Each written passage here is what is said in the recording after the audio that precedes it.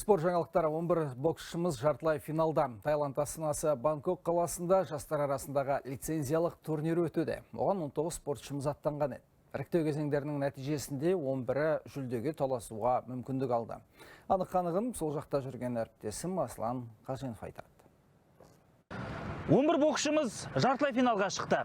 Таиланд астанасы Бангкок қаласында бокстан жастар арасындағы халықаралық турнир жалғасып жатыр және ширек финалдық кездесулер біз үшін сәтті өтті деуге болады. Яғни бас аяғы 14 боксшымыз бақ сынаған болатын, оның 11-і келесі кезеңге өтті. Сәйкесінше 11-де жүлдеге ілікті деген сөз. Ал енді ол алтын бола ма, күміс бола ма, не қола бола ма алдағы күндері білеміз. Сонымен ерлер арасында осы жартылай финалға шыққандар 60 келіде Досжан Жұмақан, 70 келіде Әшірбай Бейбар, 75 келіде Хамза Мақсатұлы, 80 келіде Тимур Тайбеков және 90 келідегі Жалғас Өтекбеков, ал 85 келідегі Нұрсұлтан Қыстаубай мен 90 келідегі Владислав Самажонов олар финалға бірден жолдама алып қойды.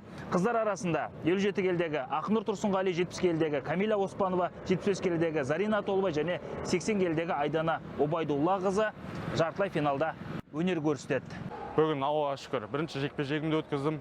Бірінші раундта техникалық нокаутпен аяқтадым. Сол өзім 17 жастамын, бұйыртса келесі жылы ересектерге ауысам. Сол бұйыртса ересектерде де жарамыз. Осы жылғы мақсат тек алтын алу, бұйыртса тек алтынға келіп отырық. Бүкіл қазақ елі болып.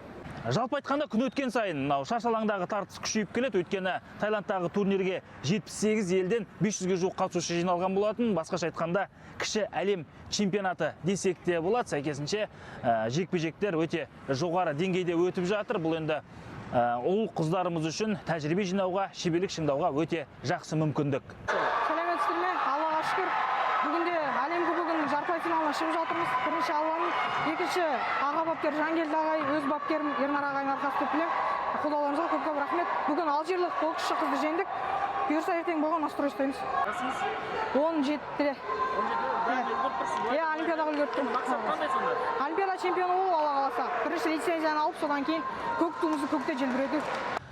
Таиландтағы турнирдің бір ерекшелігі лицензиялық болып саналады. Яғни биыл жазда Сенегалдың Дакар қаласында дәл осы жас деңгейіндегі өрендердің Олимпиада ойындары болады және дәл осы жерде ерекше көзге түсіп үздік атанған боксшыларға аталмыш Олимпиаданың жолдамалары таратылмақ. Айта кетейін, 5 салмақта ұлдар, 5 салмақта қыздар осы жолдамаға таласады. Бұдан бөлек олимпиадалық емес салмақтар бар. Олардағы қыз жігіттер үшін жоғарыда айтқандай бұл жарыс тәжірибе жинауға жақсы мүмкіндік. Қалай болғанда да біз енді осы жарыстың басы қасындамыз. Алда жартылай финалдық және финалдық кездесулер бар. Барынша енді ақпаратты қолдау танытамыз және қолымыз қалт ете қалса жанкүйерде боламыз. Ел намысын қорғап жатқан қыз жігіттерге тек қана сәттілік тілейміз.